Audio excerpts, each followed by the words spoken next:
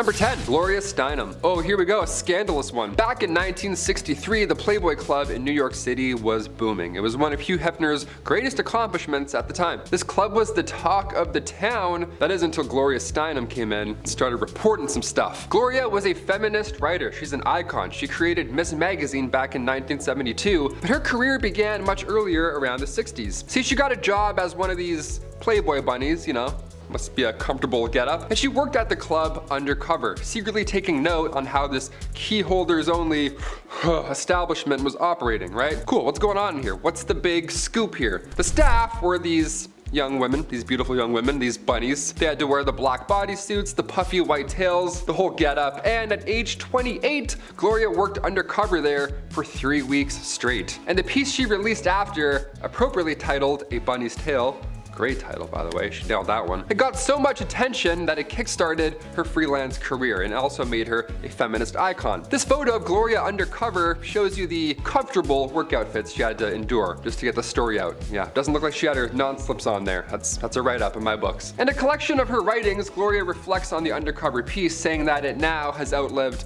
all of the Playboy clubs, both here and abroad. That was before Hefner passed away in 2017, so I will add that you also outlived him as well. Good, he wasn't a very nice lad. Let's move on. Number 9, Alfred Hitchcock and the MGM Lion. All right, you're gonna hear me roar after this one. This photo was from 1958. You've seen this at some point, right? Hopefully, or else, you know, we'll send over a VHS, we'll help you out. It was taken by Clarence Sinclair Bull. Now the photo appears to be, well, no, it doesn't appear to be at all. It's Alfred Hitchcock serving tea to a lion. Yeah, the famous MGM lion. His name's Leo. That's him. There he goes. He's getting tea. He loves suspense and tea. Who would have thought? And company, it appears. North by Northwest was the only film that Hitchcock did with MGM. So there's a rumor now that he directed The Lion's Roar for the MGM intro, which is fun. But you're also like, okay, that's a real animal. That's sad. And also, that's probably nonsense. There have been 7 MGM lions in total. Yeah, not just one. But Leo was known to be the most friendly. I want to hear about the other 6. I'm like, what happened there? He's still in the logo today, but again, back in the 1950s, it's hard to say what it was really like on set. I mean, it's still a lion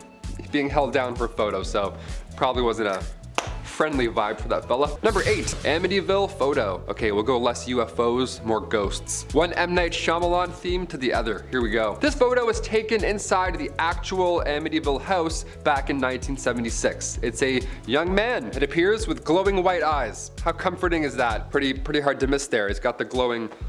Yep, looks very Sin City of him, just to stare with those white eyes. Now at first I thought this was from a horror movie, right? All those Amityville knockoffs. It looks obviously fake or set up in some way, until you start to read about the details here. See this photo, it was taken with automatic cameras equipped with infrared, not an actual person. So this young lad here probably wasn't expecting a selfie. Why I wasn't smiling or throwing up a peace sign. Makes sense now. Photographer Gene Campbell set up the photo and took it back in 1976. Now at the time, Gene was working with paranormal investigators Ed and Lorraine Warren on the actual case. I'm scared now. This photo was revealed 3 years after it was taken on the Merv Griffin show, and many believe this is the ghost of John DeFeo, one of the victims in 1974. Now, you can't really do this anymore, right? You can't whip out photos from a otherwise crime scene and be like, okay gang, what do we think? Spirit or not a spirit? Vote? Yes? No? Obviously there was backlash after this for obvious reasons, but it took 3 years for that photo to reach the public eye, and now everybody believes in ghosts, or they do a little more than they did before that show. This was long before the Conjuring movie as well, obviously, so this was quite random to see on TV. Do you believe in ghosts? What's the ratio here? Comment down below. I'm not a believer, I'm not gonna lie. I've tried numerous times. I got the Ouija board, did the whole thing. Felt nothing, man. Like an 18-year-old on Christmas. I'm like, is that it? Is it done? Do I have to feel anything anymore? Number 7, The Cube. All right, Transformers fans, let's do this. I feel like we're hearing more about these things like UFOs or UAPs, whatever you want to call them now. I feel like we're hearing about them now more than ever. So why not kick this weird list off with something off-world? We have to include some alien cover-ups, right? It's me, it's Taylor, why not? I figured that I'd find one that's also not too well known. We haven't seen this one, you know, on YouTube all the time. Not too long ago, this spinning cube-looking craft or drone or something, it was spotted over Missouri, just lurking in the same spot, just hovering. And then it would zoom off. Folks could see it with their naked eye on the ground. It was also pretty obvious. It was eye-grabbing, it was shiny in the sky. Only a couple hours later, it was seen again, but this time it was 700 miles away. This time it was 44-year-old Matthew Jandeka. He was minding his own business, hanging out on the porch, just doing his, Sunday stuff, when this cube, again, this floaty cube, caught his attention. It was a sunny day, the light reflecting off the cube caught his eye, but then a day later, another guy, 30-year-old Justin Johnson, he saw the same thing, but this time he saw it while he was driving home, which is also pretty distracting. The light and the reflections also caught his eye. He says, "At first I thought maybe it was a balloon, but the movements were too odd." In a world full of deepfakes, do we believe this account? Is this real? Lately everyone's talking about how these UFOs are spheres, so maybe this video is that of a sphere, not a cube. That's cool. I love teaching geometric shapes via alien aircraft. I'm like, this is a triangle. We saw this one in the Navy, and we saw this cube in the sky. Number 6, North Sentinel Island. All right, we got some people, some aliens, some ghosts. What else do we need, Taylor? How about some weird islands? Sure. North Sentinel Island. We gotta head over to India for this one. This island is the home of the Sentinelese tribe. You've probably heard about this at some point. One of the most forbidden islands in the world. But why? Located in the Bay of Bengal, North Sentinel Island is about 1,200 kilometers away from India. And while most islands are shrinking, this one actually grew back in 2014. Yeah, the universe is like, more. Yeah, you need more of this, sure. The island lifted up a couple meters during an earthquake, so the west and south sides, they gained an extra kilometer. Nice. DLC unlocked. The inhabitants on this island are among the few uncontacted tribes left in the world. They have apparently been there for 50,000 years, and there's no sign of agriculture or even fire. Yet somehow this tribe has thrived for ages. Now, if we try and get close, they will try and drive anybody away. More than fair. Like, we have enough room. We're good. Let's just leave. In fact, back in 2006, 2 fishermen sadly lost their lives because they got too close to the island without knowing who was on it or what the island was. Yeah, you can't just approach random islands. You gotta do some homework. That's why I'm here. Number 5, Lasko Cave. If you didn't visit this cave back in 1963 or sooner, well, you lost your chance because, well, humans ruin everything. Now we can't even see ancient art anymore because, well, it's too many of us. The Lasko Cave system is now a World Heritage Site in France, but once it was a booming tourist attraction. These cave paintings, see, they're 17,300 years old. They're quite ancient. We can't really touch them. You can't have someone write Steve was here on it. Can't do that. Paintings that depict cattle, bison, stags, you name it. They're beautiful. They're complex, and of course, like I said, they're extremely old. So old, in fact, that the cave was closed to the public forever in 1963 after it declared human presence wasn't healthy for the art. Yeah, our dirty coffee breath would eventually cause this art to fade away, so we had to hold our breath. We gotta leave. We gotta close it off. There we go. Plus, I'm sure somebody would have snuck in with a Sharpie by now and ruined it. You know what I mean? Or like graffiti. It would have been gone by now. You know it. 7,000-year-old paintings. Yeah, protect these for another 17,000 years, please. Number 4, Cersei Island. Another fun island. Another weird story. Here we go. When it comes to new things in life, it's pretty rare that we get a new island, right? Especially on our planet when we're losing things and melting. How lucky are we? Sure. We're even luckier that Disney didn't build a resort here first, because now scientists, now they get a chance to study what an island looks like without human interaction. That's a fun little project to focus on in the future. That's cool. It's pretty cool. It's weird and scary, but it's cool, I guess. Yeah, I'm kind of nervous. I don't know. Cersei Island in Iceland, as of right now, it's only open to a few scientists and geologists. Everybody else, beat it. Go find your own island. Get out of here. It was born from a volcanic eruption back in 1963, and scientists, they have one rule on this island. Don't talk about Fight Club. And the second rule is no seeds. Yeah, no life, no chance at life at all. Choose something else, anything else, please. One guy accidentally pooped out a tomato seed and he almost ruined the whole operation. The guy almost ruined his entire plan. What a stressful job. It's so eerie to see the oldest human history and then immediately after see a new island where humans are forbidden. It's like, we're not allowed to go and be places anymore. I'm kind of, that's not great. What are we doing here? I'm just breathing on things? I can't take a shit on this island? Number 3, Spaceman. Look, we've all been photobombed before. It's a blessing in disguise. You look back at prom photos, some dude's trying to do a moonwalk in between, his face is like melting this way. It's great. You're like, classic Jeff. It's the best. But when Jim Templeton took a photo of his daughter in a otherwise empty marsh long before Photoshop existed, and yet somehow there appears to be an astronaut in the background, well, that's not very fun, is it? That's a little bit concerning. Jim assures us that nobody was around when this photo was taken, which I of course believe, because why would you put your kid in a photo with whatever that is. That's, no thank you. It's not a weird, we're not gonna go and talk to that guy. Also, the fact that this man looks like he's from space, that ought to do it. That makes him more weird and believable. What are we looking at right now? I have no idea. Kodak even got involved in the story, like Kodak. Not Kodak Black, like the company. They got involved. They confirmed this photo was not tampered with. Yeah, and that's Kodak, right? They don't lie about anything. Spider-Man leak, Kodak's like, nah, it's Andrew Garfield. Don't listen to that. So authentic. Can confirm. Number 2, nursing home spirit.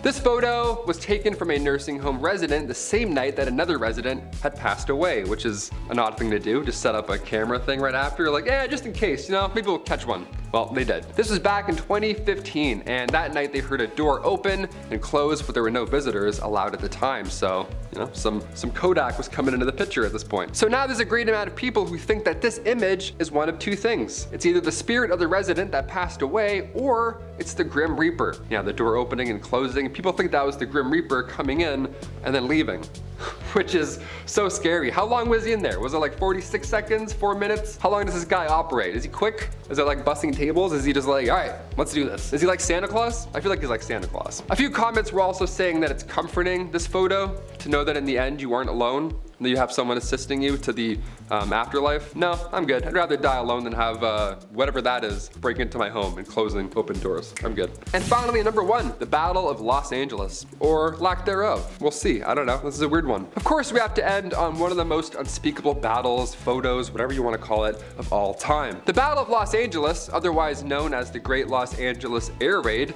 happened during World War II, right at the end of February 1942. Now, this event, first of all, took place only a few months after the Pearl Harbor attack, so I'll admit everyone's a little on edge. We're a little stressed out, we've got some hands hovering over some buttons, we're a little nervous. Sure. Something like 25 enemy aircraft was apparently spotted flying over Los Angeles in the late hours of February 24th. So air raids then went off, blackouts were put in effect. This was not a drill, right? Or was it? What was this? This thing was getting lit up in the sky. Around 1,400 shells were blasted off and 2 people had a heart attack. That's how loud it was. In total, 5 people ended up dying from this retaliation, and apparently it was a false alarm.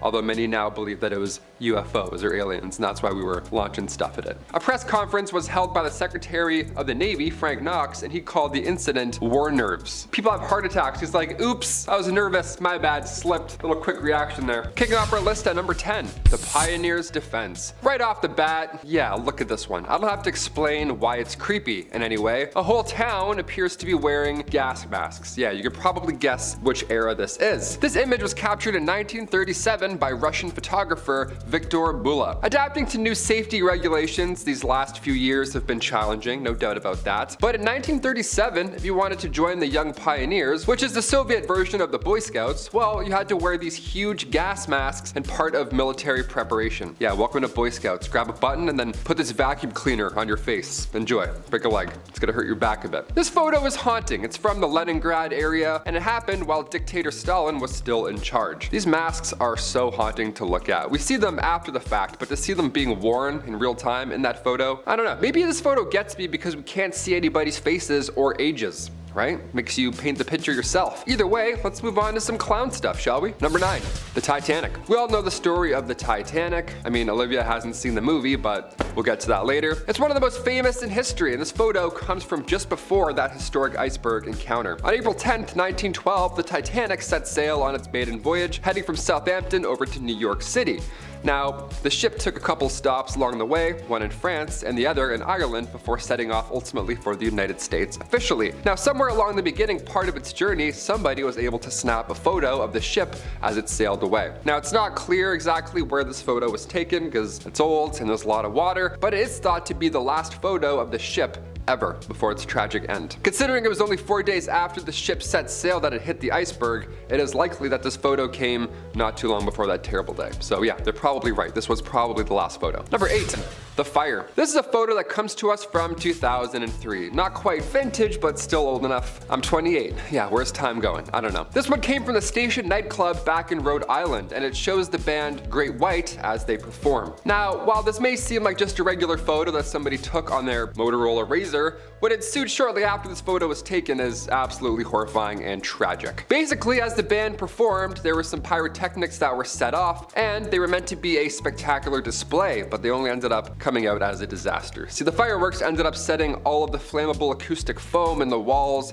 and the ceiling all around them on fire. And it happened fast too, within 1 minute. Everything that was combustible ended up going in flames fast. Within 2 minutes, the entire club was fully engulfed in black smoke and people were having trouble finding exits. It was crowded, right? In the end, this fire took the lives of 100 people and another 230 were injured as a result. It has since gone down in US history as one of the worst and most deadly nightclub fires. Yeah, we look at Ball of Burning Men and think of what happened there. This is basically a 2003 version of that. More people, more flammable stuff, more pyrotechnics, and unfortunately, more deaths. Number 7. Annelise Mikhail. If you've seen or heard of the 2005 horror film The Exorcism of Emily Rose, this one here should ring a bell. This is the OG photo. How scary is that? Annelise Mikhail was a devout Catholic living a normal life with her parents in Germany. This was back in the late 1960s, but seemingly out of nowhere, she began to black out before showing strange behaviors. And when I say strange behaviors, I mean she would hallucinate and eat spiders.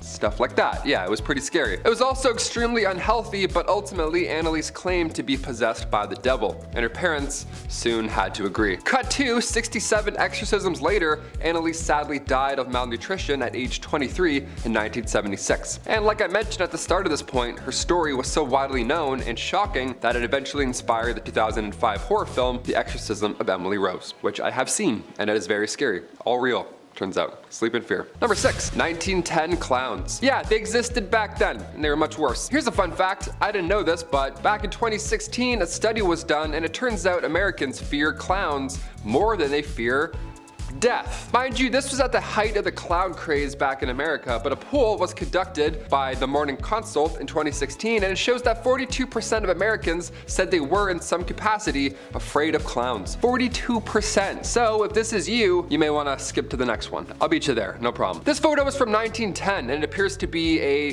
jolly good time, right? 2 clowns for the price of 1. Nice, what a great deal. Let's go. Now what's terrifying about this photo, I'll admit, is that the clown on the right is much larger than the clown on the left. If you have a fear of giants, well, you're screwed here, really. Nowhere you can go. Just a tall clown and a little clown. There's clowns everywhere. I don't like clowns. Number 5. Oroville Dam. On February 13th, 2017 in Oroville, California, the Oroville Dam, which is the tallest dam in the United States that holds back a reservoir that contains 1.1 trillion gallons of water, well, that dam's main emergency spillways were damaged. This led to the emergency evacuation of 188,000 people over concerns that the damage's emergency spillway might just fail at this point. This was all caused by torrential rain and floods in the region, which then began to reveal the extensive damage in said spillway. This photo here shows the dam releasing 100,000 cubic feet of water per second into the main spillway. This is a feat of engineering, if anything. Now, luckily, a major disaster was avoided in the situation because of quick action by those responsible, but to see it unfold and to see how fierce it is, I don't like water, or pressure, or dams, or history. Let's move on. Number 4, the lipstick killer. This is a photo that comes to us from December 10th, 1945. Now, if looking at this image gives you a weird shudder or chill down your spine, you got instincts. Nice. You've heard about this in some way, or yeah, you read the title. You know it's some bad stuff coming. This was written by a terrible person known as the lipstick killer. This photo is an image of a note that he left written on the wall at one of his crime scenes. Now, the photo comes from the apartment of Frances Brown, as just before he wrote this message, he, as you would have guessed, took her life, sadly. After this message was left, he ended up taking the life of another person because he was finally caught by police 6 months later. The message, put in the photo, reads, "For heaven's sake, catch me before I kill more. I cannot control myself." Yeah, the lipstick killer wrote that. It's the scariest thing I ever heard. It's an absolute chilling note with a horrifying backstory. A lot of killers are getting their Netflix specials now, so I'm sure it's only time before he gets one. Number 3. Eruption of Mount Saint Helens. Mount Saint Helens is a stratovolcano located in Washington. Now, the volcano is best known, of course, for its huge and disastrous eruption on May 18th, 1980. And we have a photograph of it, and it's very scary. This photograph comes from photographer Robert Landsberg, who of course was unfortunately in the area at the time of the eruption. Now, before the eruption, he had visited the area in order to photograph and document all the changes that were happening. Didn't expect this one. On May 18th, he was within a few miles of the volcano when it did erupt. Now, since he unfortunately was located so close to the eruption, he knew he wouldn't be able to escape this disaster. So instead of focusing on the impossible, he focused on taking as many photos as possible. Just like a historian at the end of his life, really. Robert was obviously incredibly brave and dedicated, and also very smart. After snapping as many photos as he could, including this one, he then secured his camera in his backpack and covered his backpack with his body. Protected history. It's like he knew he was unlikely to survive, but he still wanted to make sure that these photos did. That's why it was so important for me to bring it in this list today. His body was found 17 days later with his backpack still underneath him. Plan did work, and his film was of course developed and has provided geologists with some really valuable insights with his close documentation of the eruption. So historically, it's a feat, but also scientifically, it's one as well. Number 2, acid drum. This photo comes to us from the inside of the house of, well, you guessed it, another terrible person. The serial killer Jeffrey Dahmer. Yeah, we all know him. This photo was taken from the inside of his home right after he was found and caught by authorities. Now, before his arrest, he was sadly able to take the lives of 17 individuals. Now, although this photo may look kind of plain, dare I say, the horrors behind it are plentiful. This shot is simple. It shows a drum full of acid that was located inside of his home. You can only imagine the horrors. I don't need to tell you what this was used for, obviously. And I can't imagine the horrors that investigators saw when they first arrived to his house. Even investigating the crimes is one thing, but to show up and see this, it's too much. Thankfully, Jeffrey was caught, and in 1992, he was sentenced to life in prison, but just 2 years later, he was killed by a fellow prison inmate. Insert Curb Your Enthusiasm music. And finally, number 1, Europe flood. This photo comes to us from the summer of 2022, as people across Western Europe experienced disastrous flooding. Now, after days of heavy raining, it ended up turning rivers that were usually normal and calm into these raging currents that ravaged the streets, and sadly left cars and power lines just being swept away. Homes too, they got engulfed and residents were trapped inside. This photo was taken in Erfstadt, which is just southwest of Cologne, and it shows how a bunch of houses collapsed due to subsidence, which is the sun sinking of the ground surface below. Now, unfortunately, these floods caused many people to lose their lives, mostly in Germany, but these were sadly dozens of people in Belgium as well, pretty much everywhere. Bigger than we thought initially, all of which was an absolute tragedy. Rescue workers worked tirelessly to help as many people as possible escape this terrible situation. I couldn't even imagine responding to this, let alone being caught up in it. It's terrible. Those are the top 10 most unsettling vintage photos forbidden to the public. If you have any other ideas and stuff, comment down below. There's a lot of photos of horrible eras out there, and I'll find them. My history is very grim, thanks to you. To start us off, it doesn't matter if I'm dead or alive, you should invite me. Number 10 is skeletal dinner guest. For my people who hate to feel discluded, you'd probably love the members of the Postmortem Club. All members were present when they held their annual breakfast meeting, including club president J.M. McAdoo, who had died the previous year. You'll see in the photo presiding President Oakley Smith, club members, and the skeleton of Mr. McAdoo gathered together for breakfast with the skeleton at the head of the table. One of the rules of the club is that each member will will his or her skeleton to it for attendance to the club despite death. They even gave him a cigarette, as you can see, because smoking can't kill you if you're a skeleton. Number 9 is human depravity at its finest, the Stanford Prison Experiment. University professor Philip Zimbardo's execution of a power imbalance study in a prison ended disastrously. The Stanford Prison Experiment commenced on August 14th of 1971 with student volunteer groups comprising of 11 guards and 10 prisoners to see how they would behave on their own inside of a fabricated prison. The goal was to assess how quickly and intensely even educated or normal people can turn into cruel or sadistic ones under the right conditions, and man was it fast. 6 days in, Philip had to call off the experiment as guards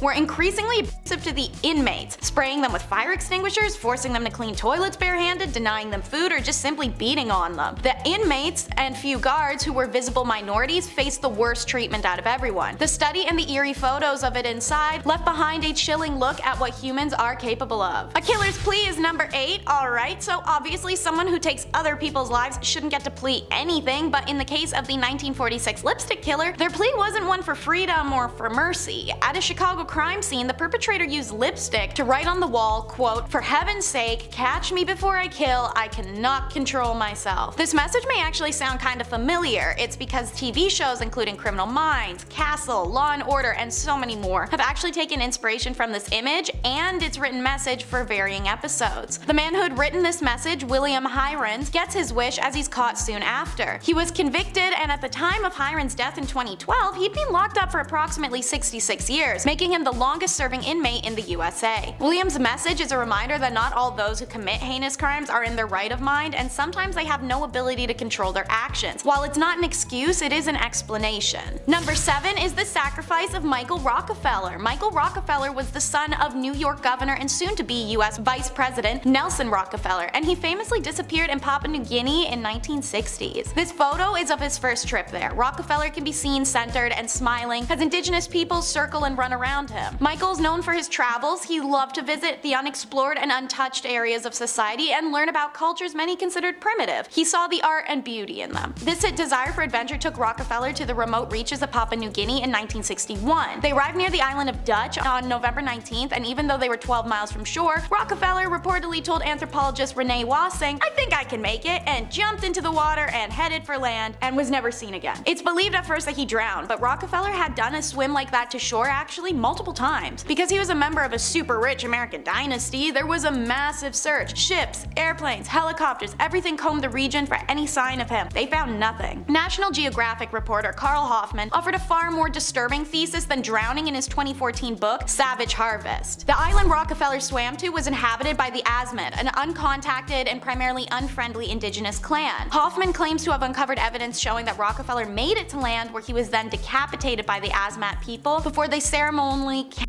him, eating his brain and using his bones likely to make weaponry and other items. The confusing unanswered end of Rockefeller heir has since been debated, but it will always remain unsolved, sadly. Number 6 is we're leaving on a UFO. Not as catchy as a jet plane, but Marshall Applewhite was told by aliens it was a UFO indefinitely, so Marshall had been told a lot of things by the aliens, as had his wife before her passing. Affectionately self-dubbed as T and Do after the musical scales, they believe themselves to be of the highest caliber, like T and Do are on the scale. The cult these two began, Heaven's Gate, is famously recognized for the tragic mass departure members took on March 26 of 1997. It's on that day that the 39 members of the cult were convinced to consume a mixture of barbiturates and applesauce and then washed it down with vodka, as one member walked around to each poisoned person and tied bags over their heads to ensure asphyxiation. This mass taking of life was discovered days later when panicked family members of cult members hadn't heard from them. One former member went to go find his beloved wife, and well, I'm sure you can imagine what he found. What was confusing for many was to find the group covered in purple shrouds with their feet sticking out. They wore Nike sneakers with the classic white swoop. They believed these wings were going to carry them to the heavens. Countless photos were taken by FBI and police, most of which have been leaked to public by now and depict this very scene that I'm describing. Confusing and devastating, this loss was in international news and a reminder to always be aware of your own susceptibility to influence. Number 5 is the frozen man of Mount Everest. And yeah,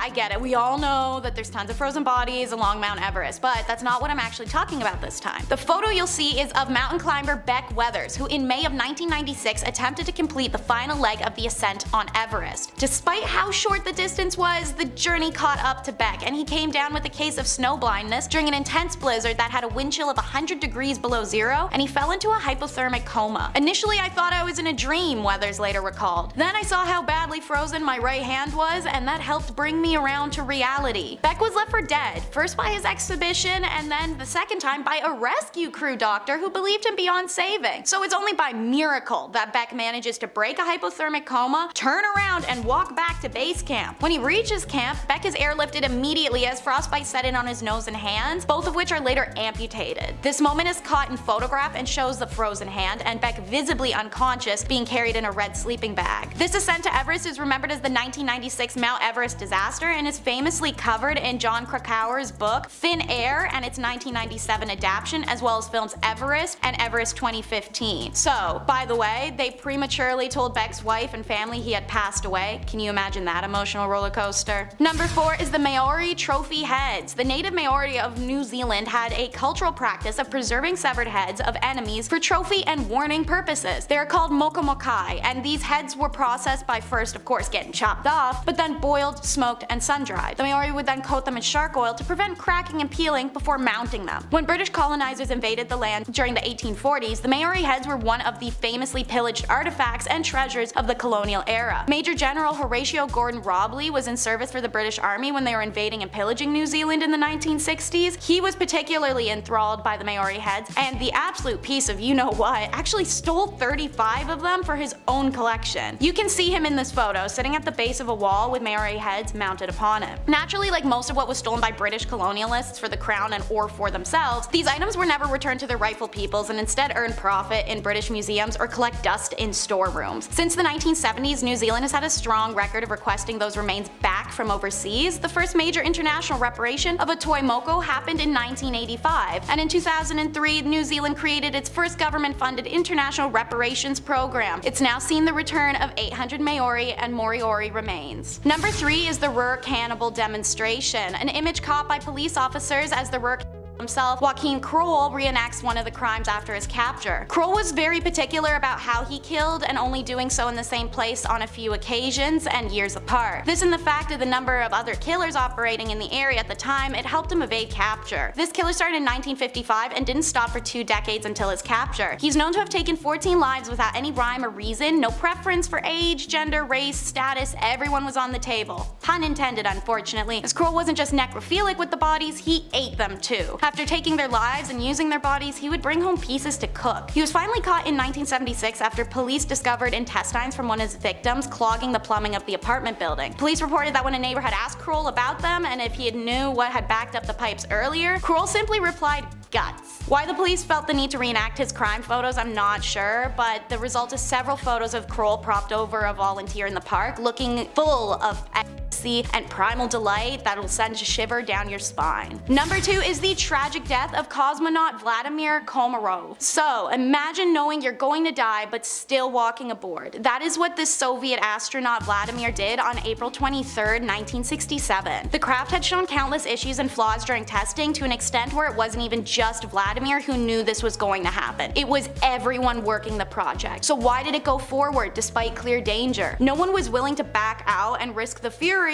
or disappointment of the Soviet high command, so Vladimir could have backed out himself, but it would have doomed the next astronaut to be put on the project, who happened to be his close friend, Yuri Gagarin. So he was assigned to the mission, and he decided he would do it and spare anyone else. Upon re-entry to Earth, the tragedy happens. The craft's parachute fails, and the Soyuz craft hurtled to Earth at unthinkable speeds, burning Vladimir alive inside. Photos of the craft were taken after its impact, showing a horrific scene of melted plastics, metal, and char. He became the first human to ever die in spaceflight, and Vladimir himself was so confident this would be the case that he asked for an open casket funeral that'd force his superiors to see what they'd done to him. And so the second famous photo of this incident is taken, Vladimir's superiors standing over the mangled bunch of melted and charred human bones with nauseated horror in their gaze. And so, in at number 1 is what's considered the creepiest photo ever taken by the internet. Broken Blanche Monier. This is a real-life horror story. Blanche is born in 1849 and starts life living lavishly and beloved in her prominent French family home, ingrained with ideas of Prince Charming and happily ever afters. She remains unmarried into her 20s, however, and searches desperately for her true love so she may move away from her domineering mother. It's in 1874 that her wish is granted, and she meets an older man of status and intends to marry him. But Mama disagrees, and she's not feeling he's suitable and she needs someone else. Blanche is furious. He can support her, he's high class, a lawyer, that's everything her mother demanded she finds, and she finally found it. Blanche finally put her foot down against her mother, and her mother makes her regret it for decades to come. Blanche is locked away in the attic closet. There are no windows and only a hay mattress. Once a day, her mother would cram dinner scraps under the doorway for her to eat. Blanche's mother reminds her every day that if she gives up on her betrothed, she would free Blanche. Blanche refuses every time, even after her fiance, unbeknownst to her, passes away in 1885 while she's still imprisoned. It wouldn't have mattered, however. The public had been told by her mother that Blanche had been dead since she locked her away in 1874, so everyone just thought that was the case. Blanche, meanwhile, survived 16 years in this closet until an anonymous note to police by a maid forces authorities to search the home. They find Blanche, now middle-aged, malnourished, covered in sores and fecal matter, surrounded by vermin and rot. This moment is caught on film by police. You'll see Blanche sitting on her bed, an excited yet lost expression on her face. Her mother and brother were both charged, and her mother very quickly and deservedly dies in prison, while her brother manages to appeal and escape justice. Blanche is left a shell of a person from 16 years of solitary and dark confinement. pregnant. She spent the rest of her life in a psychiatric care at one of the state's best hospitals, the sole heir to her mother's precious fortune and status. Starting off this list, in our number 10 spot we have the Mad Bomber. This is a photo that was taken of someone known as the Mad Bomber. His real name is George Metsky, and he was the man who terrorized New York City for 16 years while he planted explosives in public places like an absolute psychopath. I guess he was apparently angry about a workplace injury he had suffered in the years prior to his terrible crimes, and so of course the normal reasonable jump to make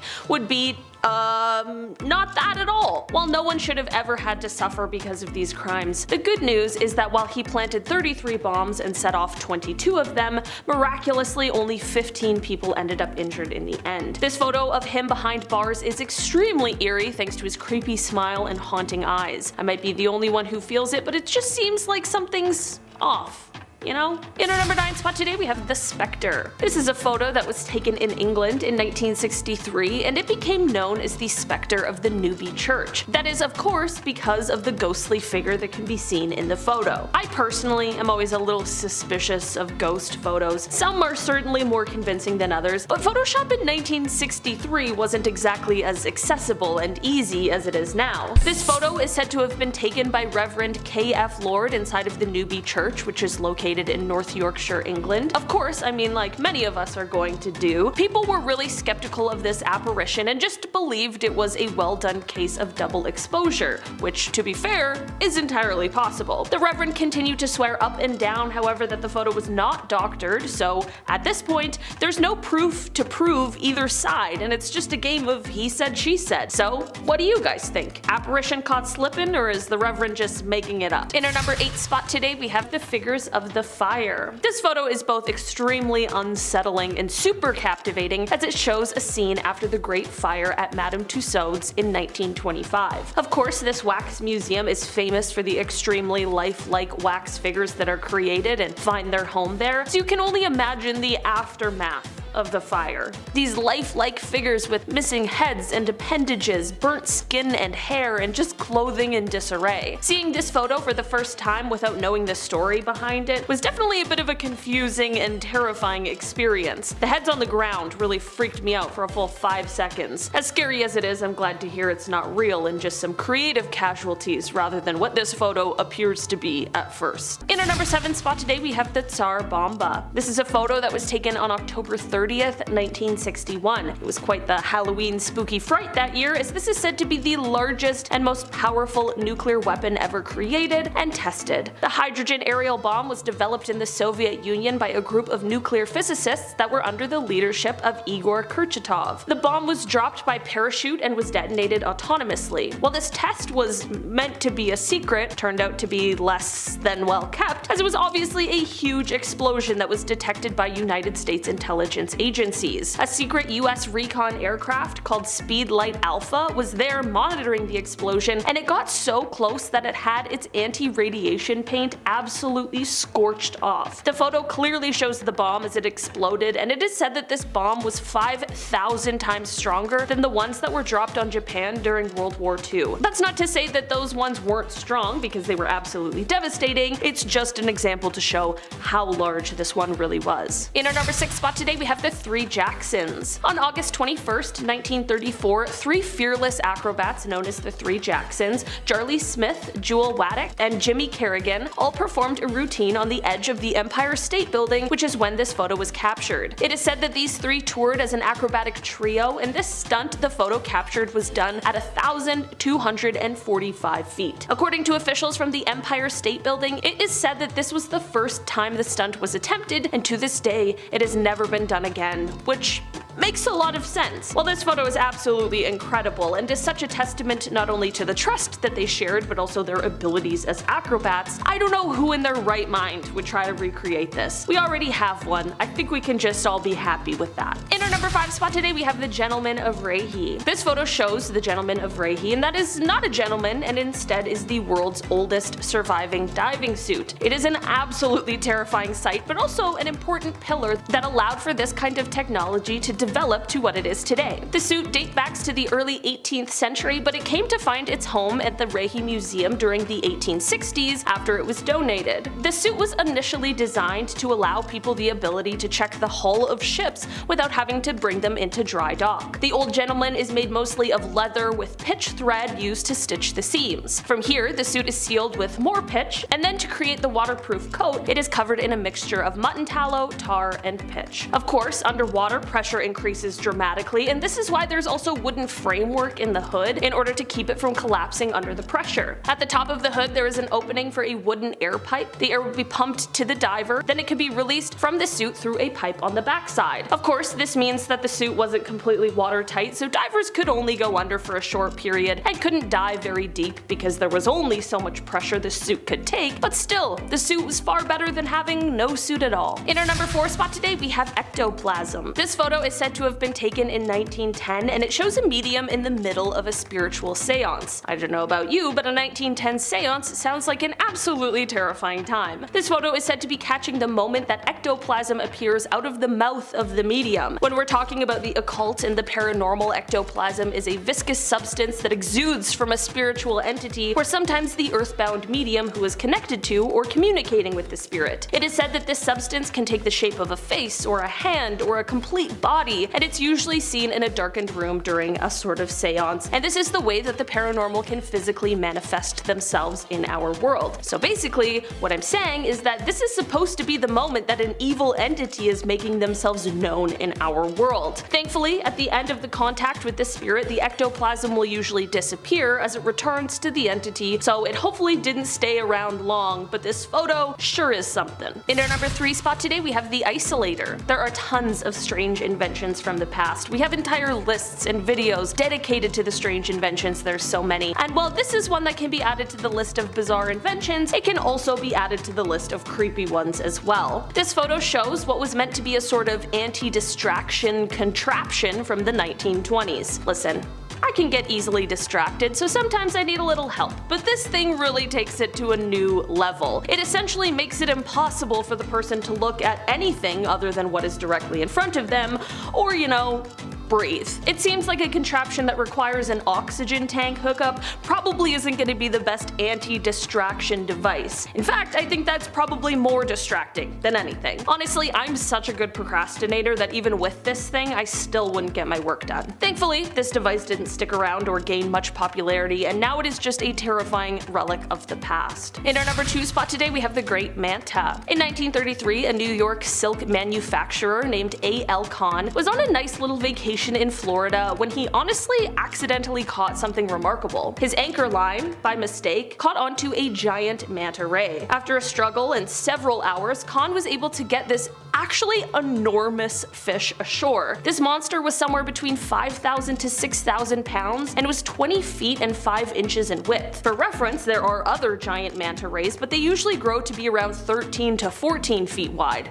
not 20 and a half. This photo is showing a taxidermy version of the fish, which Kahn used to bring around to exhibitions to show off his accidental catch. In an article from December 10th, 1933 of the St. Louis Post-Dispatch's Sunday magazine, Kahn is quoted as saying, "Fishing is a lot of fun when you catch the fish, and sometimes it's fun even when you don't, but when the fish catches you." And finally, in our number 1 spot today, we have the advertisement. This is a photo that comes to us from the time of World War II, and it shows a very terrifying kind of ad. The sign reads, "These men didn't take their Atabrine," and at first I had absolutely no idea what that was. Turns out that Atabrine was actually the first synthetic form of a drug which was used by the US military to fight malaria in the South Pacific during the war. It is estimated that as many as 2/3 of the troops fell ill with malaria. This sign is said to have been posted outside of a military hospital in New Guinea and was meant to serve as a warning for those who didn't take the medicine, warning that the skulls on top would be the fate that awaited them. Perhaps a little dark, but creative and likely effective nonetheless. At the very least, the ad is definitely quite clear. Starting off in our number 10 spot, we have the burst of joy. You might be looking at this photo wondering how this extremely joyous photo could hold any dark secrets. Well, this photo won a Pulitzer Prize, and for a very good reason. The photo was captured by Slava Vedder on March 17, 1973 at the Travis Air Force Base in California. The photo shows United States Air Force Lieutenant Colonel Robert L. Sturm and his family. This was taken as he was being reunited with his family after 5 years of being held as a prisoner of war in North Vietnam. On October 27, 1967, he was leading a flight of F-105s when he was shot down over Hanoi and held captive until March 14, 1973. I can't imagine what this must have been like for his family, because there was a chance that he could have not come home at all. The girl with her arms wide open is his daughter, but the looks on all of their faces truly captures the pure joy that they are all feeling. In our number 9 spot today, we have the reflecting pool. This is one of the creepiest or chilling images ever taken. It depicts a young girl in a graveyard who is looking down at her reflection in a pond. Okay, maybe a little eerie, but not exactly chilling. What really makes this photo what it is, however, is that there are seemingly 2 reflections looking back up at the little girl. No one knows who the girl is, where she is, or when this photo was taken, but it is estimated to have come from somewhere around the early 1900s. The photo was analyzed, and it has been said that it is unaltered or edited. Who knows how this photo was possible? Maybe there was some sort of invisible entity standing beside her that we could only see in the reflection, like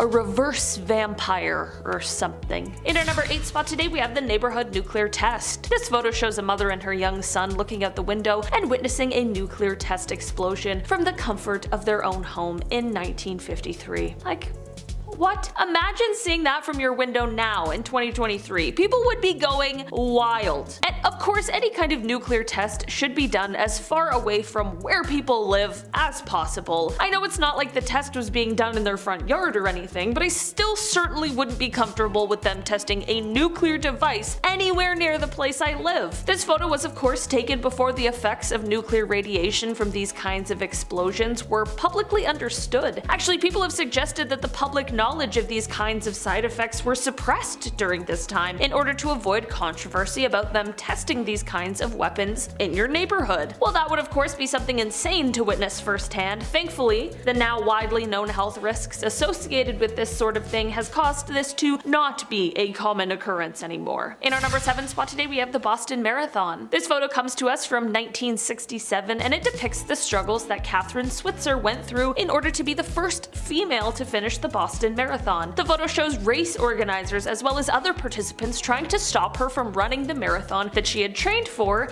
and was more than capable of completing. She has written a book that explains in great detail all of the things she went through that day and how the critiques and opinions about a woman running the race started even before she had registered to run. People in our history like Catherine are very important, as well as photos like these, because they show when people were literally trying to drag her down, she just kept on running. In our number 6 spot today, we have the reenactment. This photo is extremely unsettling, and for a very good reason. If, when you look at this photo, your instincts tell you that the guy in them is creepy, ding ding ding, you're right. This is a photo that features the German serial killer Joachim Kroll. He is known for taking the lives of 14 people, all varying in age, and he is also known for consuming parts of their flesh. This monster was caught in 1976, and he was discovered when police found out that he had been clogging the plumbing in his apartment with the remains of one of his victims. How gruesome is that? This photo was taken shortly after he was caught and arrested, and what you're seeing is Kroll reenacting one of his crimes for the police. I get goosebumps just thinking about that. I couldn't imagine being there or being the police officer that he's on top of. Talk about terrifying. I'm just glad that they caught him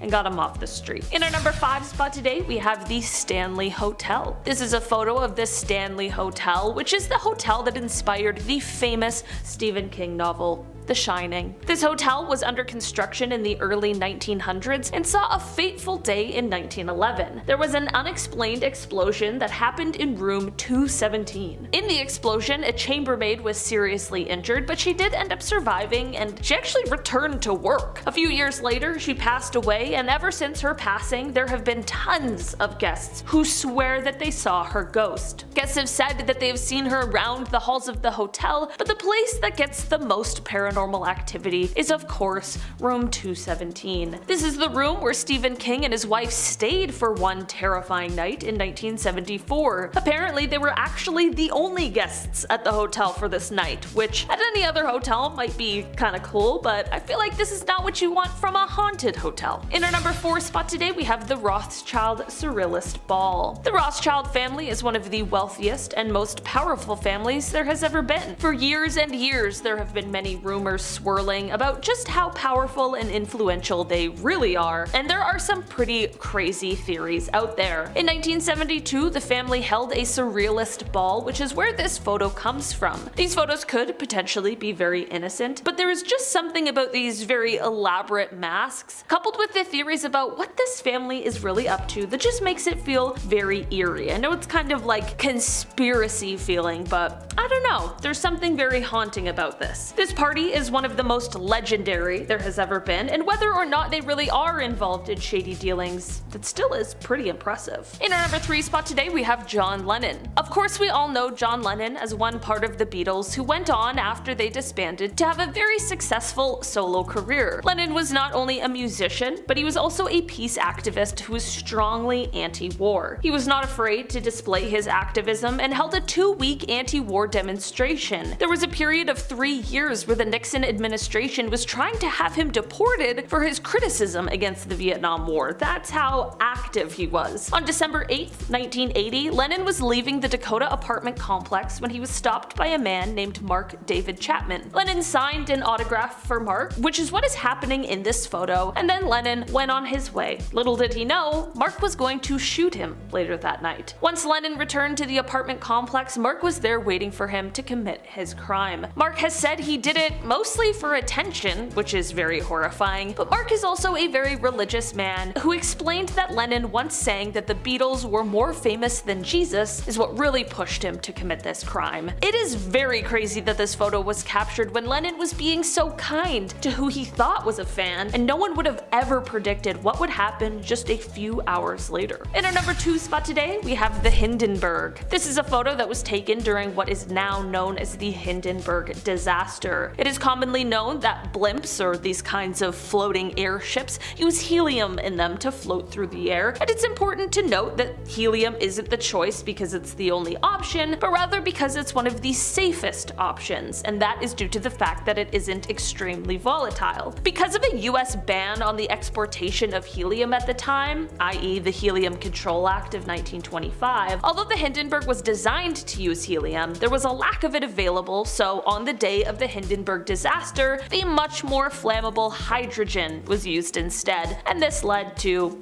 well, complete disaster. When the Hindenburg floated off on May 6, 1937, it disastrously caught fire during its flight, with 97 people on board. Sadly, due to the fire, there were 35 casualties on board the flight that day. It is an absolutely horrendous situation, which teaches us all a very valuable lesson. And finally, in our number 1 spot today, we have Mount Pinatubo. This is a photo that is showing Mount Pinatubo, which is located in the Philippines, on June 15, 1991. That is the day that this volcano erupted into what would be the second largest volcanic eruption of the 20th century. Certainly impressive, also extremely terrifying. This photo shows the pyroclastic flow full of hot gas and rock being flung into the air. Eruptive activity at the volcano first started on April 2nd of that year, which prompted researchers to set up seismographs in the area. By June, the volcano was having a couple of progressively shallower eruptions before, on June 12th, the volcano had its first spectacular eruption, which sent an ash column 19 kilometers up into the atmosphere. Additionally, smaller explosions continued on June 13th, which then led to some intense seismic activity. After more highly gas-charged magma reached the surface, on June 15th the volcano once again exploded, this time sending the cloud of ash 40 kilometers up into the atmosphere. Volcanic ash and pumice blanketed the surrounding areas, and pyroclastic flows filled what were once deep valleys with fresh volcanic deposits. It was truly magnificent and extremely powerful, and this photo shows just that. I don't know about you guys, man, but like, Mother Nature, I'm afraid of her, alright? Number 10. Titanic inspection card. This inspection card once belonged to a woman named Marion Meanwell. What could possibly be creepy about an inspection card, you ask? Well, it shows how Marion was not intended to be on the Titanic, but by some turn of events, she unfortunately found herself as one of the passengers that went down with the ship. Now, the card shows that she was originally meant to be traveling on a ship called the Majestic. For some reason, the trip she originally had planned was delayed, and she instead was assigned to the ill-fated Titanic. Yeah, you can see the word Majestic is literally crossed out of her card. You know, adds to the creepy element because it shows her literal change in plans. Number 9, Norway Lights. Natural light phenomena is common in our big, beautiful planet. The northern lights, the green flash, solar eclipses, you name it. I bet those were all pretty alarming back in ancient times. Now, some of these natural events look otherworldly. They look cosmic almost. Most of the time, there's an explanation waiting, but for the mysterious glowing orbs floating over Norway, the Halsdalen Lights, as locals call them, we still need some answers. Scientists have been trying to gather research, and in 2014, after many impressive light shows, their best guess is a natural battery that charges underground and then emits this light show above. Maybe this has something to do with the reoccurring lights over Phoenix. Could be the same phenomena happening, who knows. Number 8, Russian Bigfoot caught on tape. The exact location of where this video was taken is still unknown. In fact, there isn't a ton known about this video at all, but what is known is that it was taken somewhere in Russia. That's about it. And people actually believe that it captures the real Bigfoot, or one of the many Bigfoots out there. This is the Russian one. They got a Russian Bigfoot. What do we all think here? I wanted to start with one of the most insane videos I could find. I think I nailed it. How'd I do? I don't know. This one comment dives in further. The user says, the title of the original video was called Chichuna, but in Russian script. The creature hops, sometimes sideways like a lemur. Of course, lemurs have tails, which make that type of movement easier. And chichunas are sometimes described as having tails, but this creature doesn't appear to have one, does it? No, it looks like a blob of scariness. I don't even know. The original footage was in all Russian and claimed to have been shot in Siberia. It also featured a boy and a dog in the foreground who didn't appear to be all that concerned, but I still believe this footage to be genuine. That's one of the top comments, so you know someone did their research. Number 7, overnight visitor. Oh, this one definitely gives me the chills. I don't like it. This video was taken from a surveillance camera that was placed inside of a couple's home. Not outside, inside. This is scary, and I hope this never happens to anybody watching this video. The footage caught something while they were both asleep, and it's one of the creepiest things that I've ever seen. When the couple woke up the next day, they were unable to find a purse that they knew was in the home right before they went to sleep. So they decided to check their security cameras, and this is what they found. As they were sleeping, a man crept in and was so quiet that he didn't wake them or their dogs up. No, he stood at the top of the stairs watching them sleep for a few minutes, which just adds another layer of ew to this whole scenario. Yeah, always check those nooks and crannies before you go to sleep, I guess. Number 6, the cool time traveler. Do you believe in time travel? If your answer is no, maybe this next one, maybe it'll change your mind or keep you open to the concept. It's a common theme in movies, Back to the Future, Loopers, Avengers. Time travel plots are fun, but they're absolute nonsense. Or are they? When we see a case like the Cape Scott story, we can't help but be intrigued a little bit. Time travel or not, this is an interesting photo. It comes from Ray Peterson's book, The Great Cape Scott Story. That book was from 1974, but the actual photo used in the book was taken over 100 years ago. And in the photo, it shows this modern-looking guy, rocking shorts, maybe jorts, who knows? He has messy morning surfer hair, dippity-doo, three-hold, you know, that kind of stuff. He doesn't look like he's from that time period at all. This also has happened more than once, like the time-traveling hipster. I don't know, I'm pretty sure it's my cousin. That looks like a guy I know. Definitely not a guy from the 1900s, that's for sure. Number 5, skunk ape. This one is exactly what it sounds like. The skunk ape was seen back in 2000, so hopefully, if it's a real thing, it's long gone. Hopefully it's dead by now. It's pretty gross. 2 photos were taken of the supposed skunk ape, and this thing looks like Bigfoot's cooler, older cousin, you know? That cousin who has a lava lamp, does kickflips in the garage in October. That kind of cousin, that's the skunk ape, really. An anonymous source sent the Sarasota County Sheriff's Department these photos. They mailed them in, which for starters, that's pretty jarring to receive. Just a creature, just Bigfoot, put it in the mail. But she claims these photos were taken in her actual backyard and that this creature was not a black bear. It wasn't anything we've seen before. I personally don't think that's a black bear. If anything, it's just a really large, odd-looking dog. Those teeth alone are a red flag either way. I want nothing to do with that. Number 4, Solway Spaceman caught on photo. Look, we've all been photobombed before. It's a blessing in disguise. You look back at prom photos, some dude sneezing in the background while you're, having the moment of your life. It's the best, we love it. But when Jim Templeton took a photo of his daughter in an otherwise empty marsh, long before Photoshop existed. It appears an astronaut just crashed the family moment. He just had to pop up in the photo in the background. Now Jim assures us that nobody was around, which I believe, otherwise what a weird photo to take in an empty field. I'd be like, hi, get away from my daughter. Just, yeah, 17 meters to the left, thanks. Also, the fact that this man looks like he's from space. Yeah, that makes it more believable, no? What are we looking at right now? Who is this? It's so creepy. Kodak even got involved in this story, right? Like Kodak, the company Kodak. They confirmed this photo was not tampered with, and they know everything. They made Avatar, so they know what's up. Let's run everything by Kodak from now on, deal? Number 3, Worstead Church Visitor. Okay, time to get a little paranormal. We love those. Hit the lights. Back in 1975, Peter and Diane Berthelot were visiting the Worstead Church in the UK. It was beautiful, right? So like any visitor does, Peter took a photo with his nice Kodak camera, right? He wants to see the truth with his Kodak. Peter took a photo of his lovely wife sitting in the spectacle of a church, but later on, once the photo was developed, somebody else was all of a sudden in the photo now. Or something, we don't really know. Right on the bench behind Diane, there appears to be a person in all white. How calming is that? Maybe it's a wedding, maybe it's their big day. We love it. When the couple went back to the church to ask about who it was, a local suggested they may have gotten photo proof of the White Lady, the spirit of a healer who haunts the church. I mean, as far as surprise ghosts go, that's pretty tame. That's a pretty tame encounter. That's how it should be.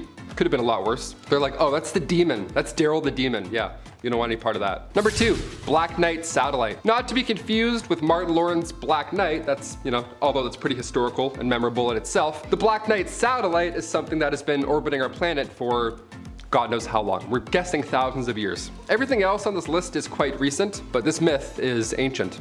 This photo here you've probably seen at one point or another. It was taken back in 1998 during an American mission to the International Space Station. Apparently this guy has been hovering over our Earth just watching us. It's some sort of alien satellite. That's a fun theory, no doubt about it. But during a spacewalk in 1998, one of the thermal covers came loose and drifted away from the station. Could this be that cover that just floated off and wrapped itself around a rock or something? Or it could be an ancient night satellite. One of the two. And finally, number 1, the Doorbell Liquor. Nice, we gotta end with the weirdest thing I've ever seen. This one's short and sweet, not much explaining to do here, obviously. Does what it says in the can. Back in 2019, a man was caught on surveillance, a doorbell camera, approaching a home in a neighborhood in Salinas, California. He doesn't say much, he just shows up, doesn't drop off any package, nothing like that. He just shows up and starts licking the doorbell. Not the camera, but the actual doorbell, like the button. He must have rang the bell hundreds of times because he did this for 3 hours straight. His jaw muscles must be insane. The homeowner said in a following interview after seeing said footage, I quote, "Oh boy, that is just weird." Yeah, that's what they said to that footage for 3 hours of a man licking their doorbell. They're like, oh boy, that's weird. That was me, I'd move. I'd be halfway packing. I'd be like, oh boy, that's weird. Grab a box, let's go. We're moving. Number 10, demonic boy photo. All right, scary as hell right off the hop. It doesn't matter where or when, but odds are you've seen this photo at some point in your life. It's pretty haunting. It's kind of hard to forget. Check it out. You know when you see a photo, sometimes you just get bad vibes, like it registers in your brain as something real and scary. You want to find something about this photo that looks fake, but it's hard. This photo here was taken inside the Amityville house back in 1976, the real house. It appears to be a young boy with glowing white eyes. Kind of hard to forget. It was taken with automatic cameras equipped with infrared, so nobody actually took this themselves, it was just set up. It makes it even creepier that the boy looks like he's peeking around the corner. Makes my heart race just looking at that photo right there. A photographer named Gene Campbell operated this and got this photo. See, Gene was working with paranormal investigators Ed and Lorraine Warren at this time, the famous duo now rocking the big screen Conjuring universe. They were on this case in real life. This photo was then revealed 3 years later on the Merv Griffin Show. Imagine tuning in, watching TV on the Merv Griffin Show, and then all of a sudden you see the ghost of John DeFeo. That's nice. Yeah, many believe this is the ghost of one John DeFeo, one of the boys who lived there prior to that 1974 horrible event. We're still trying to cover this. What do you guys think? Elaborate hoax, or perhaps this photo is one solid piece of evidence that the Amityville house was and still is indeed haunted? Number 9, Svalbard Vault. Over the pandemic, I spent a lot of time playing video games. Chris and I actually just talked about video games for like 8 minutes straight before we click record, so that's pretty funny. Some of my favorite games always have a similar theme. They always have this post-apocalyptic feel. It's always just barren wasteland with like one dog as a survivor and you have to like go and eat scraps. Yeah, Fallout, it's a great game. There's shelters with survivors or even vaults. It's stressful, but it's engaging, right? Searching around. Now in real life, we do have a global seed vault, and it's deep in the Arctic Circle on the island Spitsbergen. Now in this massive bunker that has since been deemed the Doomsday Vault, great name, really rolls off the tongue there. This is where humans will store food crops. It contains 100 million seeds. So if the Earth all of a sudden, you know, gets wiped out, or even if all the ice melts and it floods and everything goes to quickly, this vault will still be good to go. All that water that just, you know, flooded the rest of humanity will then regrow the Earth with all of these seeds, ideally. It sounds like a fun, cute way to get humans to think about the future. You're like, hey, throw some seeds in, make a wish. But I'm concerned. Is there something we don't know? How soon is this gonna happen? Why is everybody involved in this little seed heist? Number 8, Pluto's Gate. Number 8, Pluto's Gate. It rhymes, what's up? Also known as the Gate to Hell. Okay, that's horrifying. These ruins discovered in Turkey back in 1965 are beautiful, but they're also cursed. Historians believe that the site is the ancient city of Hierapolis, and if you're thinking about visiting these eerie ruins, well, you better leave the family pet at home. Yeah, any and all animal that enters these ruins, they also meet instant death. Sparrows were tossed in, and then they immediately stopped breathing and they dropped. This was horrifying locals, so they had to resort to science. Scientists have figured out the solution, and it's still pretty haunting. They measured the CO2 concentration, and it turns out while the sun is up, it burns away the gas, but at night, when the temperature drops significantly, the CO2 becomes heavier than that of air. Then it creates this deadly gas cloud on the floor, and then when the sun rises back up again, the concentration of CO2 hits 35%, so it's deadly enough for animals and sometimes even humans. Yeah, just stay away from anything called the Gates of Hell.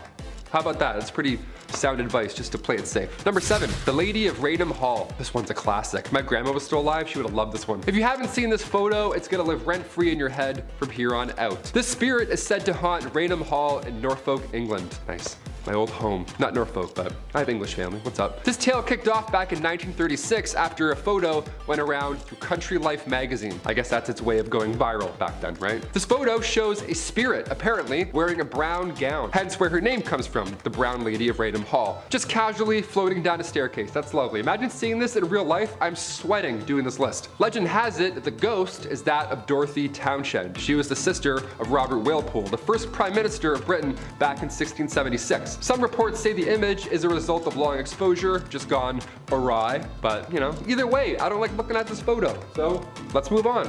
Great. Number 6, The Gates of Guinea. Another bad portal to another bad place. The souls of the dead have to go somewhere, and depending on your beliefs, that somewhere could either be beautiful, it could be peaceful, or it could be absolutely terrifying. Who knows, one of the three. In the world of voodoo, that place is an underworld called the Gates of Guinea. And here is the front door. Yeah, located in Louisiana, this tomb, that of voodoo priestess Marie Laveau, is apparently the entrance to these deep waters, this twilight realm. And some voodoo followers try and open these gates to access the souls of the deep. And apparently the goal after that point would be to use the dead almost like zombies, like your own little personal zombie army. So that's horrible, I guess. Number 5, Backseat Driver. This photo here is from 1959, and it certainly looks like it. It was taken by a lady named Mabel Chinnery, and the photo, at first glance, is just a classic 60s shot of a man in a car. That man was Mabel's husband. Now, the man in the back seat, however, we have no idea who that is. Apparently they weren't there in real life. Her husband was the only one in the car at that time. And also, that's a pretty tough angle. If you wanted to recreate this photo with your friends after work, it would be hard. You have to really line something up there. Some Edgar Wright shot has to happen, you know what I mean? It's like he's appearing to us through the seat almost. So either this is a lie, and there was indeed a man sitting in the back left seat, or like Mabel believes, this is her dead mother-in-law. Now, if she had said father-in-law, I'd think maybe it's a spirit, but this for sure looks like an older man with a collar. So we don't know. A lot of ghosts just like to hang around. Honestly, Mabel, just see a priest, just to be safe. Number 4, Ghost Pilot. Oh, this one gives me the absolute creeps. I'm hoping it's just a friendly ghost, but really, you never know. I never know. I don't know. I don't want anything to do with any ghost, but sometimes they're friendly, apparently. Any sort of spirit, I don't welcome. There, I said it. The Ghost Pilot is a photograph that shows a spirit from 1987, when a woman named Mrs. Sayer was visiting an airfield in England. So of course she did the tourist thing and she got a photo in the cockpit, as we all do. Especially now, if you're seeing Top Gun, I'd be like, yo, get a photo with me. But while you're sitting in there getting that tourist photo, do you ever think of who may have sat there before? It's kind of creepy, right? People swear the Titanic was a cursed ship and that spirits were responsible for the ship's bad luck. I personally believe it was the iceberg, but you know, I'm open. Next time you want to sit in the pilot's seat, look around for spirits. This image was developed and it appears somebody or something is in the helicopter with Mrs. Sayer. Yeah, nothing like finding out after, eh? Oh. Number 3. The Specter of Newby Church. This one comes from 1963, so it's a little more recent, but even so, this is one of the most convincing on this list, in my humble opinion. Reverend K.F. Lord took this photo in the Newby Church in England. England's a hotspot for ghosts, eh? Damn. And Lord ensures us that this photo is 100% real. I mean, to be fair, it looks like the spirit is facing the camera, so I don't know. It's a great frame, but I'm still believing. The whole Plague Doctor vibe going on here, that's what makes me feel gross here. Anything with Plague Doctors is always giving me the creeps, so I can't even look at this photo. The figure seems to be standing on the first step to the altar, yet somehow it is still taller than the actual altar itself. We think this being, this ghost, is about 9 feet tall, so whoever faked this, if that is the case, they must have been on stilts or something. Also, stilts and a sheet over your face on a staircase? I don't know. I don't think anyone faked this. That's for sure a very tall demon. Drink your milk, then you'll be tall and strong in the afterlife, just like that demon right there. Number 2, the Paris Catacombs. As above, so below is an underrated horror film. It's very good. If you haven't seen it, go check it out. Makes you all sweaty and not nice. In the movie, a team of explorers accidentally go too deep when exploring the Paris Catacombs, and in turn they have to face their own hellish nightmare. I'm not going to give anything away. Well, this is not too far-fetched, it seems. In what feels like a never-ending maze, the tunnels underneath Paris stretch for hundreds of miles. See, originally the tunnels were built for Paris stone mines, but near the end of the 18th century, it turned into something a little more haunting. Cemeteries at this point in history were starting to fill up, and I mean that in a literal sense, like bodies. It was gross. We didn't know what to do, right? Humans didn't figure out the cleanliness thing for a while, so bodies would be laying on the side of the road. So the solution here was to use these catacombs, right? These tunnels have been there for centuries, so you might as well put them to good use. And by good use, I mean arguably the scariest basement in the world. Just walls of skulls. What could possibly go wrong? So haunted. Never going there. So haunted. Do you live in Paris? Have you seen this? Has anyone actually been down there? I want to hear your account. Comment down below, because that's a scary movie, man. That's really not great. And finally, number 1, Chernobyl. One of the greatest nuclear disasters ever in history. On April 26, 1986, reactor number 4 at the Chernobyl power complex exploded due to unstable and low power levels. Reactor 4 had been shut down a day before due to maintenance, and the next day at 1:23 a.m., radioactive debris compiled of fuel and reactor components just rained down all over the building. It's a nightmare scenario. Toxic fumes were carried from the wind, and after just 4 months, 28 workers had died due to radiation exposure. Eventually, they had to evacuate over 100,000 residents, and to this day, that zone is a no-go. Reactor 4 will stay highly radioactive for another 20,000 years, so no time soon. Let's not head back there anytime soon. Starting off this list in our number 10 spot, we have the eruption of Mount Saint Helens. Mount Saint Helens is a stratovolcano located in Skamania County, Washington. This volcano is best known for its huge and disastrous eruption on May 18, 1980. This photograph comes from photographer Robert Landsberg, who of course was in the area at the time of the eruption. Before the eruption, he had visited the area in order to photograph and document all of the changes that were happening. On May 18th, he was within a few miles of the volcano when it erupted. Since he unfortunately was located so close to the explosion, he knew he would be unable to escape this disaster, so instead of focusing on the impossible, he focused on taking as many pictures as possible. Robert was obviously incredibly brave and dedicated, but also very smart. After snapping as many photos as he could, including this one, he then secured his camera in his backpack and covered his backpack with his body. He knew he was unlikely to survive, but wanted to make sure that these photos did. His body was found 17 days later with his backpack still underneath him. His film was of course developed and has provided geologists with some really valuable insights with his close documentation of the eruption. In our number 9 spot today, we have the core. This photo shows a physicist named Harold Agnew, and while this looks like a relatively normal, non-threatening photo, what he has in his hand is truly devastating. Harold is holding the nuclear core of what was nicknamed the Fat Man atomic bomb. This means that Harold is holding the nuclear core of the atomic bomb that was later dropped on Nagasaki in 1945. The immediate blast, of course, took many lives, but so did the long-term effects of the bomb, like radiation illness and that sort of thing. It's crazy to look at a photo like this because it seems just so perfectly normal when he literally has a life-changing, world-ending device in the palm of his hand. Also, I don't think I could ever hold something like that. Not only would I just not want to, but I would just be so afraid that something was gonna go wrong. In our number 8 spot today, we have the Challenger crew.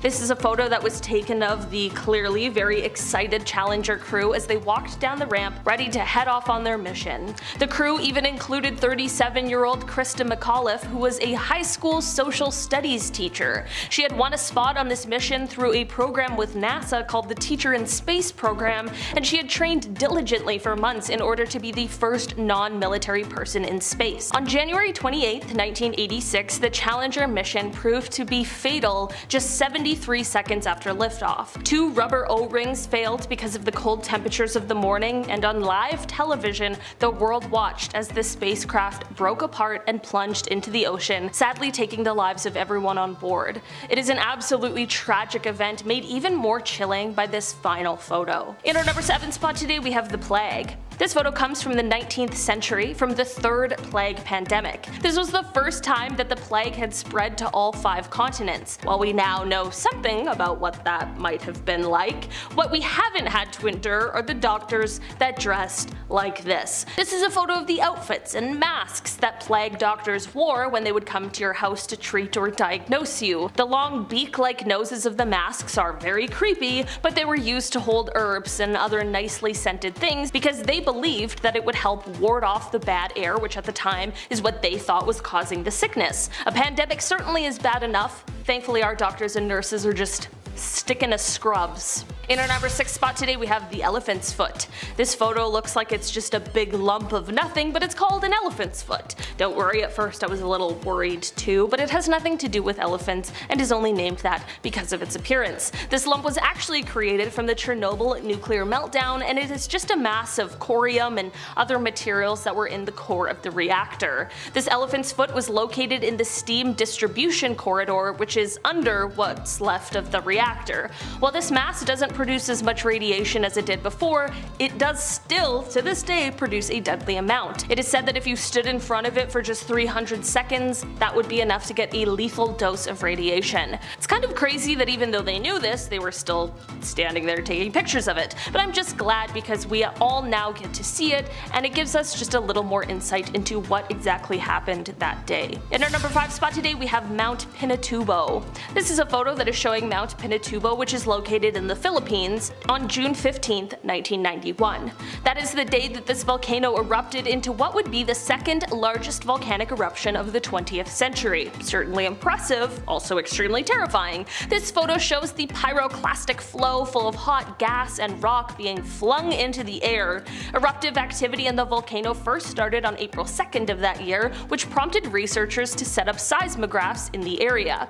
By June, the volcano was having a group of progressively shallower eruptions before, on June 12th, the volcano had its first spectacular eruption, which sent an ash column 19 kilometers up into the atmosphere. After more highly gas-charged magma reached the surface on June 15th, the volcano once again exploded, this time sending the cloud of ash 40 kilometers up into the atmosphere. Volcanic ash and pumice blanketed the surrounding area, and pyroclastic flows filled what were once deep valleys with fresh volcanic deposits. It was truly magnificent and extremely powerful, and this photo shows just that. In our number 4 spot today, we have the Pioneer's Defense. This photo is known as the Pioneer's Defense, and man does it ever look creepy. This photo comes from 1937 and it was taken by a Russian photographer named Viktor Bulla. This photo takes place in the Leningrad area, which is now known as St. Petersburg, which is the 2nd largest city in Russia.